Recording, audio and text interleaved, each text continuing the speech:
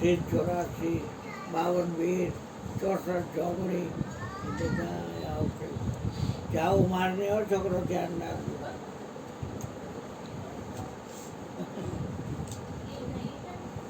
હરી હરી બોલો બોલો. બોલીએ સદગુરુ મહારાજ જય. બ્રહ્માનંદમ પરમ સુખદમ કેવલમ જ્ઞાન મૂર્તિમ દ્વંદ્વાતીતમ ગગન સદૃશમ તત્વમસ્યામિ એકમ નિત્યમ વિમલમચલમ સર્વદી સાક્ષીભૂતમ ભાવાતીતમ ત્રિગુણરહિતમ સદગુરુતમ પ્રગટ ગુરુ હરિહર જીવન ઘટો ઘટ બોલનાર લાડલી લાલ કહે હું ને મારું તજે તો મળે નહીં તાર મેરા મુझ में कुछ नहीं जो कछु है सो तेरा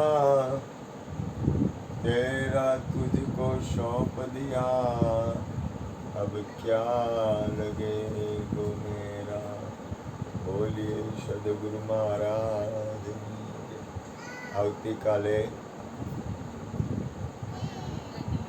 ગુરુ પૂર્ણિમા છે, વ્યાસ પૂર્ણિમા છે, એટલે આપણે બહુ મોટો ગુરુનો દિવસ કહેવાય. આપણે સર્વે ગદગંગાને વાયક આપી દ્રશ્ય અદ્રશ્ય બધી ચેતન સમાધિવાળા આવતીકાલે દરેક જીવના કલ્યાણ અર્થે, વિશ્વના મંગલ અર્થે અને તમામનું કલ્યાણ થાય અને સદબુદ્ધિ અત્યારે બહુ જરૂરી છે. કારણ કે વાતાવરણ થોડું, બહારનું વાતાવરણ બહુ કલુષિત છે. વિષયો થોડું દારૂ ને આ ને તેને આપણે થોડુંક બહારનું વાતાવરણ થોડુંક વધારે વધુ છે. તો પરમાત્માને પ્રાર્થના કરી સદબુદ્ધિ આવે અને દરેકનું કલ્યાણ થાય. એટલે હે ગદગંગા, કાલે વાયક સ્વીકારી પધારજો. અને કાલે ગુરુ કૃપાથી અમારા ગુણુભાઈ અને મા ચંદ્રિકાને ચાદર વિધિ કરવાની છે સવારે વહેલું મુહૂર્તમાં 8, સાડા 8. એટલે બને એટલા બધા સવારે અવાય તો કાલે ગુરુ પૂનમ છે એટલે દવડાને તો ખાસ કહેવામાં આવ્યું વિકીટમાં આવી જાય, અવારથી અહીંયા વહેલો આવી જાય મારો ભાઈ. તમારો દિવસ છે આ બધું તમારું છે, આમાં કાંઈ મારું નથી. જેમને જે રીતે હૃદયથી સૌ પોતાના, અમારા જ્યોતિમાં એક શબ્દ કહેતા કે જેટલા ગુરુપદવાળા હોય એ બધાય ગુરુપદ લોકોની ગુરુ પૂર્ણિમા મંગલમય જાય, કલ્યાણમય જાય. અને દરેકને ગુરુ પૂજનમાં કાલે દેવ દેવી દેવતા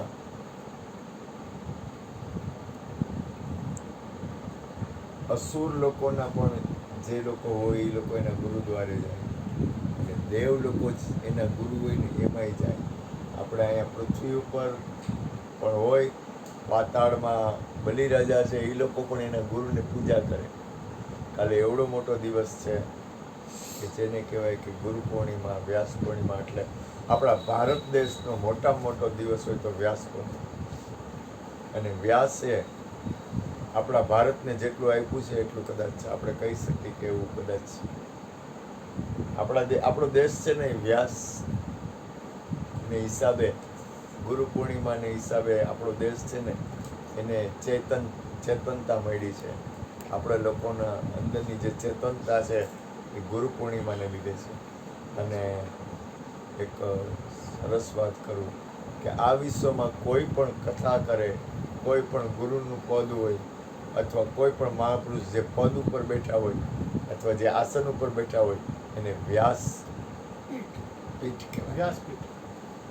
જો આ વ્યાસપીઠ કહેવાય. દાખલા તરીકે આ ગુરુની છે તો આને વ્યાસપીઠ કહેવાય. આ કૃષ્ણ બેઠા છે એને વ્યાસપીઠ કહેવાય. તમે લોકો બેઠા છે વ્યાસપીઠ ન કહેવાય. એમ દાખલા તરીકે મોરારી બાપુ કથા કરતા હોય ને બેઠા હોય એને વ્યાસપીઠ કહેવાય. રમેશભાઈ ઓઝા કથા કરતા હોય જે આસન ઉપર બેઠા હોય એને વ્યાસપીઠ કહેવાય. એમ કોઈ પણ સંત રામકૃષ્ણ પરમહંસજી બેઠા પદ ઉપર બેઠા હોય એ વ્યાસપીઠ કહેવાય. કોઈ પણ વિશ્વના શહેનશાહો હોય એ જે આસન એનું પાથરું હોય એની જે ગાદી બનાવી હોય પછી અહીંયાથી સત્સંગ કરતા હોય, કથા કરતા હોય, ભજન કરતા હોય, કબીર સાહેબ બેઠા હોય વ્યાસપીઠ કહેવાય. એમ સાંઈ બાબા એ કોટા ઉપર બેઠા હતા એ વ્યાસપીઠ કહેવાય. એમ આ વિશ્વના તમામની અંદર એક એવું આસન છે એ વ્યાસપીઠ કહેવાય. અને આજકાલે વ્યાસપીઠ એટલે જે વ્યાસપીઠ છે એનો પૂર્ણ દિવસ વ્યાસપીઠ ગુરુ પૂર્ણિમા કહેવાય. એટલે આપણે સર્વે ગંગાને પ્રાર્થના કરી હૃદયથી વાયક સ્વીકારી અને દરેક જીવના કલ્યાણ અર્થે હે ગંગા પધારજો. બોલીએ સદગુરુ મહારાજ. આ વાયક સ્વીકારજો કારણ કે પૂનમ અને બીજ આ ગુરુ મહારાજની છે. અને અહીંયા પૂનમ અને બીજ મંગલમય વાતાવરણ હોય સવારથી. કાલ તો સવારથી ખબર નહીં, થોડીક આરામ થાય તો સારું, બાકી માલિકની મરજી. સવારથી 4:30, 5 વાગ્યાથી બધા ચાલુ થઈ જાય એટલે બીજે દી સવારના 6 વાગ્યા કોન્સ્ટન્ટ. હમણાં ધવલો અમારે કાંઈ નહીં, એકવાર તો રોકાણ તો સવાર સુધી. મેં કીધું દિવાળી થઈ ગઈ, મેં કીધું ધવલો સંતવાણીથી સવાર સુધી રોકાણ, રાજી થઈ ગયો. મેં ધવલા સારું કહેવાય, મેં કીધું ભલે ધવલો ગમે એમ હોય, ગમે એ રીતે તોફાન કરતો હોય તો વાલો લાગે. કારણ કે મારે કૃષ્ણને વાલો લાગતો એને ખોળા બે મોટો થયો. મમ્મી પપ્પાના તો ખોળામાં હોય પણ મમ્મી પપ્પા જ્યારે ખીજાય ત્યારે કૃષ્ણને ખોળામાં જાય. હા માડી એને મમ્મી પપ્પા ખીજાય ને એટલે પછી જાય કૃષ્ણના ખોળામાં. કારણ કે અહીંથી ભૂપેનભાઈ ખીજાય ને ત્યાંથી એને મમ્મી ખીજાય, પછી રોજ તો રોવે ને એટલે કૃષ્ણ કે આવતર મારો દીકરો મારે ખોળામાં આવતો. એટલે આ ઘર છે, આ ઘર છે એ ધવલાનું ઘર છે. ભૂપેનભાઈ કૃષ્ણ અને અમે તો હવે માલિકની મરજી, જેટલો ટાઈમ ખેંચીએ એટલો ટાઈમ ખેંચશું. બાકી ઘર છે ધવલનું છે, ભાર્ગવનું છે અને બધા સંતોનું છે. હરિગુરુ સંતોનું આ ઘર છે, અમારું ઘર નથી. આ તમારા લોકોનું ઘર કહેવાય. અને જે ગુરુ પૂર્ણિમા હોય ને એ શિષ્યની હોય. ગુરુ તો ખાલી શું કરે, ગુરુથી કાંઈ ન થાય ને ગુરુથી બધું થાય. સદગુરુના પદથી બધું થાય અને સદગુરુ કાંઈ કરે નહીં. જો કરતા સો સદગુરુ કરતા સંત કરે ને આપા. પણ એ શેર પર લેવે નહીં બોજકી મટકી ને કોઈ દી ન લાગે બાપા. એટલે મારા વાલા તમારા લોકોનું છે આ બધું. ગોરધનભાઈ તમને જેમ અનુકૂળ લાગે. રવિવાર છે, દુકાન તો ચાલુ હોય પણ વાંધો નહીં, જેટલો ટાઈમ મળે એટલો. સવારના 5 વાગ્યાથી પ્રસાદ ચાલુ હોય છે અને ભજન સત્સંગ ને ગુરુ પૂજન ને જે કાંઈ કરાવે બીજે દી સવારે 6 વાગ્યા સુધી મારો નાથ કહે છે ત્યાં સુધી ચાલુ રહે.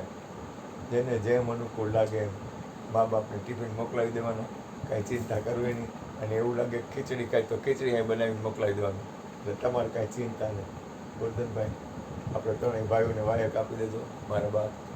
એટલે વાયકનું ભજન ગાઓ અને દરેક ગત ગંગાને પ્રેમથી દ્વૈપાયન શબ્દને ખોલ. દ્વૈપાયન બે પ્રકારના જળ છે. દ્વિ એટલે બે, દ્વિ એટલે બે, અપ એટલે પાણી, અપ એટલે પાણી, અયન એટલે રહેવાનું, નિવાસ સ્થાન. નિવાસ સ્થાન. બે પ્રકારના જળ છે, એનું જ્યાં નિવાસ સ્થાન છે એનું નામ દ્વૈપાયન. હવે લીલું નાળિયેર કોકને આપી હા તો કે ઓલાને પાણી ચું પકડાયું, એક વાત છે.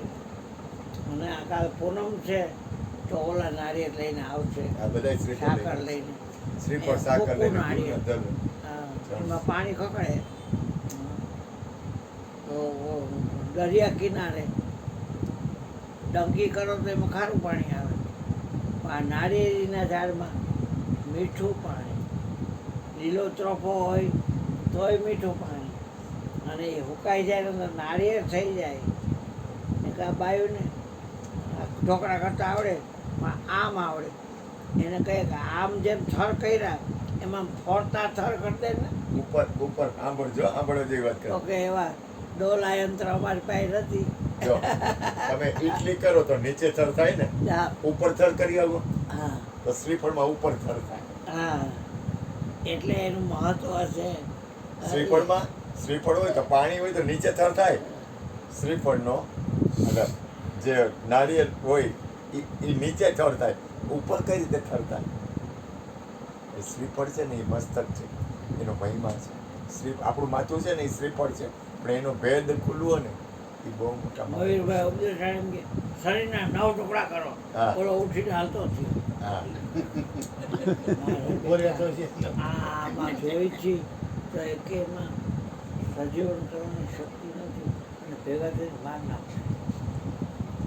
એટલે આ 1, પછી આ 2, પછી આ 3, પછી આ 4, પછી આ 5, પછી આ 6, પછી આ 7, પછી આ 8 અને આ 8. No.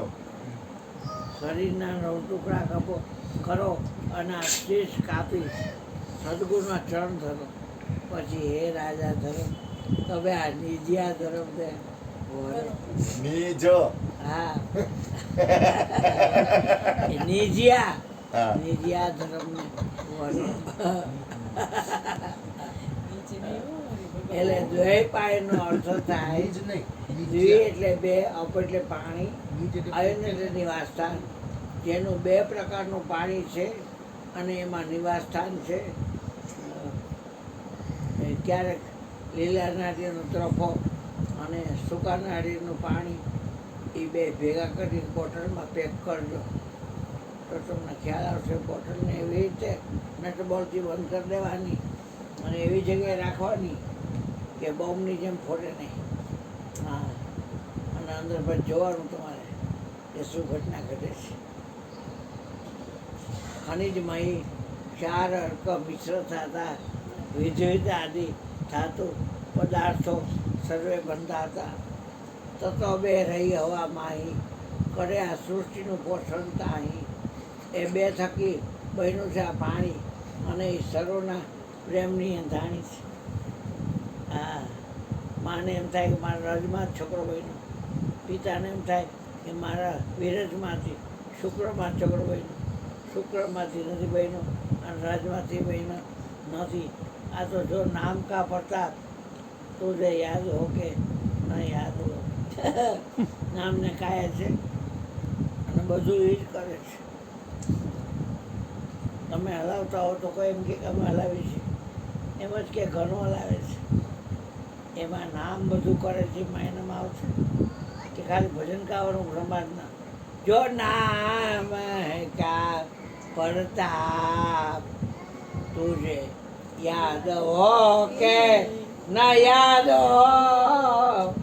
જબ દૈત્ય ચાબુક માર્યા પ્રહલાદ નામ પુકાર્યા નખ કસે વિદાર્યા. ગળામાં પેલી રાતેડા અને ચીર નાખ્યો. તુજે યાદ હો કે ન યાદ હો. હા કોઈ પણ પ્રકારનો ભય ન લાગવા દેવો તો નામનો સંગ મૂકતા નહીં. હા વિષયનો સંગ કરતા નહીં અને નામનો સંગ મૂકતા નહીં. આ દઈ જો વાય ઓંકારાણ